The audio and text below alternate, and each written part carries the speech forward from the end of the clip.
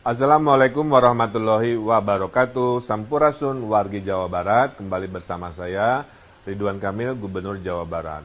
Kali ini saya akan menerangkan video yang sangat-sangat penting tentang siapa, bagaimana, dan apa itu bantuan sosial selama COVID-19 buat warga Jawa Barat dan para perantau Jawa Barat. Video ini juga adalah panduan kepada RT, RW, dan petugas yang mendata tentang siapa-siapa yang perlu didata dan perlu diberi bantuan.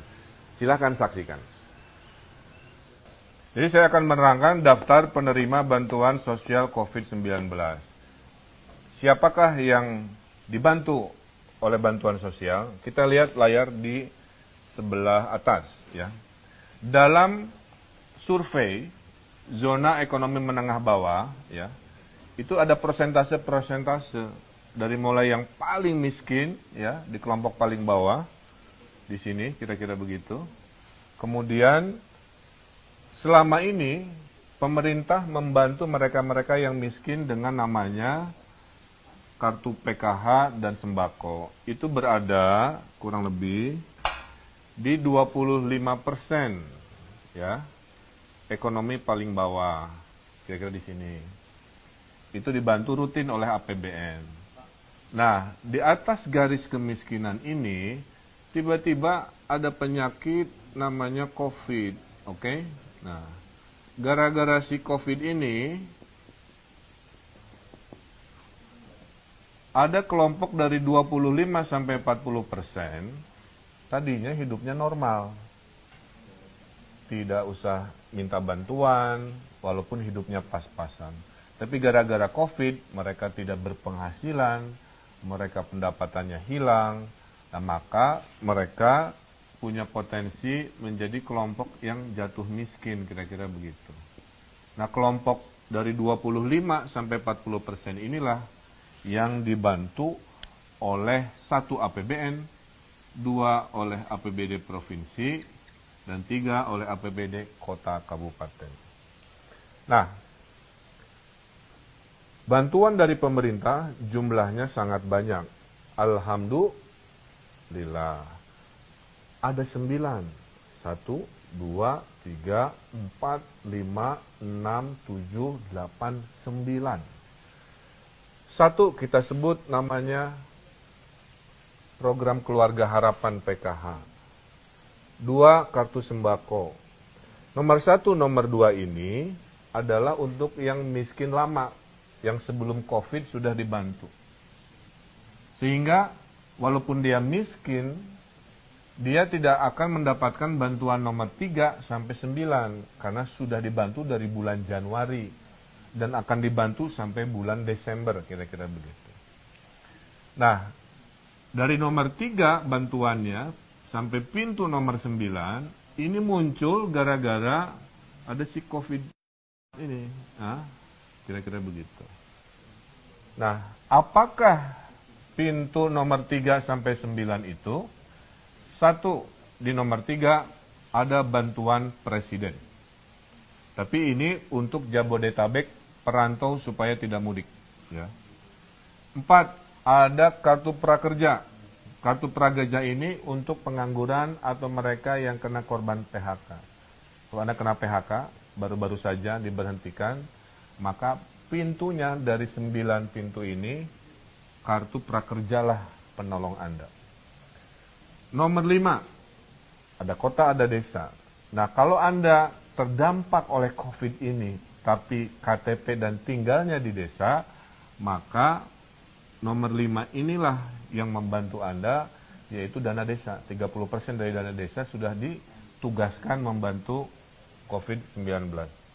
Nomor 6 adalah bantuan Kementerian Sosial untuk umum, profesi umum, profesi tukang gorengan, profesi supir angkot mungkin, profesi ojek pangkalan, profesi seni, apa yang merasa terkorbankan dan tidak bisa hidup, itu dibantu oleh nomor 6. Sisanya, kalau sudah nomor 1, 2, 3, 4, 5, 6 ini masih kurang, masuklah bantuan dari provinsi, dari saya, dari para DPRD yang terhormat, juga Kalau masih kurang dari provinsi, masuklah bantuan sosial dari kota kabupaten. Dan terakhir, kalau masih ada yang tidak punya KTP, tidak punya kartu keluarga, sektor informal yang tidak tersurvei, misalkan ada anak jalanan, gelandangan, pengemis, dan lain-lain yang tidak biasa masuk ke data, maka ada program kemanusiaan, yaitu program untuk memberi makanan, atau kita sebut juga program nasi bungkus. Jadi insya Allah ya, tidak boleh ada yang kelaparan di tanah Jawa Barat. Mereka yang berkesusahan akan diberi pertolongan. Kita simulasikan, Pak, kalau saya PHK, saya dapat bantuan dari mana? Dari Pak Gubernur, dari Pak Presiden, atau dari mana? Nah, kita simulasikan. Kalau Anda kena PHK atau pengangguran, katakanlah nama Anda Luna Maya, ya. Dan ini saya ngarang-ngarang, mohon izin. Maka dari pintu nomor 3, nomor 9 gara-gara COVID ini, yang kena PHK berada di zona bantuan kartu prakerja. 600.000 kali 3 bulan, dan lain-lain. Pada saat Anda sudah mendapatkan kartu prakerja, bantuan 600.000 kali 3 bulan, Anda tidak berhak lagi, walaupun tinggalnya di desa, atau meminta bantuan dari Kemensos, dari Bansos Provinsi, Kokap, nggak boleh. Hanya dari kartu prakerja, insya Allah cukup. Simulasi kedua, jika ada warga desa menjadi lebih susah hidupnya karena COVID, katakanlah namanya Sahrini, Ampura Ece Sahrini, saya pakai namanya, maka Sahrini ini dibantunya tidak di nomor yang lain, hanya di nomor bantuan nomor 5, namanya dana desa. Nah, jika ada teman Sahrini ini tidak mendapatkan bantuan dana desa karena terbatas, maka teman-temannya Sahrini ini akan dibantu oleh Kemensos, masih kurang dibantu lagi oleh provinsi, masih kurang dibantu lagi oleh kota kabupaten. Kira-kira gitu. Simulasi ketiga, Pak, saya KTP-nya bukan KTP lokal, alias perantau. Ya. Kalau Anda perantaunya tinggalnya di Jabodetabek, maka Anda dibantu Pak Jokowi oleh Pak Presiden, 600.000 kali 3 bulan juga. Maka perantau ini masuknya adalah bantuan nomor 3, yaitu Bansos Presiden. Ya. Nah, jadi para perantau Bodebek di Jawa Barat, pintu bantuan Anda jangan yang lain-lain, jangan hanya ke gubernur, bantu di Bansos Presiden. Tapi kalau perantaunya ada di kota Bandung, bukan di Bodebek, maka para perantau ini dibantu oleh bansosnya provinsi. Kira-kira begitu. Clear ya? Tidak boleh ada yang kelaparan di tanah Jawa Barat. Mau KTP Jawa Barat, bukan KTP Jawa Barat dibantu. Yang bukan KTP Jawa Barat perantau, kalau tinggalnya di Jabodetabek dibantu Pak Jokowi, kalau tinggalnya di luar Jabodetabek dibantu kami dari provinsi, kira-kira begitu. Simulasi berikutnya, profesi umum, ya. Karena ada istilah apa? Kenapa ojol aja yang kesannya dibantu? Dalam bantuan pemerintah nggak milih-milih profesi. Selama dia jatuh miskin gara-gara COVID, apapun profesinya itu kita bantu. Nah, ini Cinta Lora misalkan menjadi jatuh pada rawan miskin, ke arah kemiskinan, profesinya umum, maka tadi kalau profesi umum ini tinggalnya di desa, didahulukan dana desa, ya. Kalau dia profesi umum ini sudah habis bantuan dari desa atau tinggalnya di kota, dia masuklah bantuan pintu nomor 6. Dari Kemensos, 600.000 kali 3. Ternyata teman-temannya Cinta Laura yang seprofesi nggak kebagian di bantuan nomor 6, jangan khawatir. Bantuan nomor 7 akan masuk jika tidak cukup bantuan nomor 6 dan tidak cukup nomor 6, nomor 7, maka bantuan dari wali kota, bupati masuk di sini. Terakhir, jika Anda tidak masuk zona formal yang bisa disurvei, baik perantau atau KTP lokal, katakanlah anak jalanan, saya simulasikan, di sini namanya Lucinta Luna, katakanlah Lucinta Luna ini anak jalanan, maka memang dia tidak bisa mendapatkan karena tidak punya alamat dan nama berKTP yang jelas, maka dibantunya ada di zona yang namanya program bantuan makanan.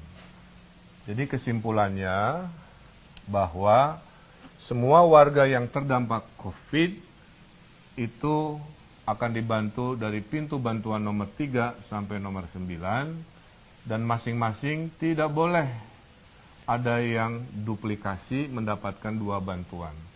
Tugas RW, tugas RT, tugas kepala daerah tingkat 2 membuat daftar berapa ribu yang kelompok 1, berapa ribu yang kelompok 2, berapa ribu kelompok 3, 4, 5, 6, 7, 8, 9. Nah inilah mudah-mudahan tidak bingung lagi bahwa pintu pertolongan ada 9, tugas pemerintah daerah dan wilayah mengatur siapa-siapa yang berada di kelompok itu. Dan kalau semua ikhtiar ini dari 1, 2, 3, 4, 5, 6, 7, 8, 9 masih ada yang merasa terlewat oleh sistem, nah Jawa Barat paling siap, Anda tinggal lapor di aplikasi Pikobar, tolong di-download di Play Store. Okay. Aplikasi Pikobar, P-I-K-O-B-A-R, Pusat Informasi Koordinasi COVID Jawa Barat. Nanti di dalam aplikasi Pikobar ada fitur namanya aduan. Adukan di sana, Pak, saya curhat, saya kelewat, saya nggak masuk pintu nomor 1 sampai 9, tolong Pak. Nah, masukkan ke aduan sini nanti diproses. Kami sudah siapkan anggarannya kepada mereka yang mungkin terlewat oleh sistem ini. Jadi semua insya Allah sudah siap buat warga Jawa Barat. Hatunun. Terakhir dari saya, sedikit nasihat. Dalam suasana sulit ini, saya mendoakan, karena pemerintah tidak akan sanggup bisa menolong semua orang, maka saya mendoakan agar masih bisa menjadi kelompok tangan di atas yang memberi kepada tangan di bawah. Tangan di atas ini adalah orang-orang yang paling mulia. Saya terharu ada Hafiz namanya, anak SD dari Kabupaten Bandung Dayakolot, menyumbangkan jajannya untuk membantu COVID. Walaupun dia berkesusahan juga, ibunya tukang bakso yang terdampak COVID, tapi dia bersemangat mendabungkan dari tabungannya untuk menolong. Kemudian nasihat dari para ulama, sebelum kita tangannya di bawah, ya, urut-urutannya adalah kita sebut urutan survival. Habiskan dulu jika Anda punya tabungan. Disinilah momen tabungan itu dipakai, ya. Tabungan itu kan ditabung untuk suasana darurat, situasi darurat. Sekarang COVID, momen kedaruratan. Gunakan tabungannya sampai titik-titik terakhir. Jika tabungan habis, ada aset yang bisa dimanfaatkan. Jual perhiasan, jual elektronik, apa dan sebagainya supaya survive, supaya tetap dalam kategori kelompok mandiri. Kalau tabungan sudah habis, aset sudah tidak punya, barulah masuk ke kelompok terakhir. Jadi saya harap mereka yang masih punya tabungan aset, jangan buru-buru berada di kelompok tangan di bawah menerima bansos ini. Untuk mereka yang betul-betul kepepet, sudah tidak punya tabungan, tidak punya aset. Dan tugas ini bukan hanya tugas pemerintah, tapi juga tugas dari masyarakat. Ada yang nyumbang sembako, ada yang nyumbang uang. Mari kita bahu-membahu karena COVID-19 adalah masalah bersama. Dari pemerintah menyumbang, masyarakat melakukan gerakan sumbangan juga, donasi, sehingga penerima rumah tangga yang tidak punya tabungan dan aset ini bisa survive minimal 3-4 bulan ke depan. Jadi saya kira itu para pemirsa bahwa masalah COVID-19 adalah masalah bersama. Pemerintah sudah punya 9 pintu pertolongan. Tugas di wilayah memastikan siapa mendapat apa tanpa ada duplikasi. Tidak boleh ada yang terlewat, tidak boleh ada manusia yang kelaparan di tanah Jawa Barat. Mari jadi kelompok tangan di atas, mari gunakan tabungan dulu, aset dulu, baru masuk kelompok yang tangan di bawah. Apapun itu, dengan kebersamaan, dengan kekompakan, insya Allah kita pasti menang melawan COVID-19 ini. Wabillahi taufiq wa hidayah, sekian dari saya. Wassalamualaikum warahmatullahi wabarakatuh.